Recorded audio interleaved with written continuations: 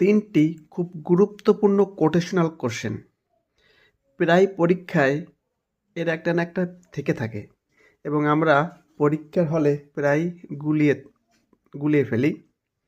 এই তিনটা কিভাবে মনে রাখা যায় তাই দেখি। Solo and steady dash the race.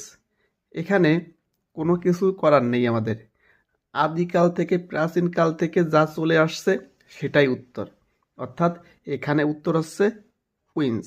Solo and steady wins the race. সারা জীবন উইন্সে থাকবে এবং এটা সর্বদাই মনে রাখতে হবে।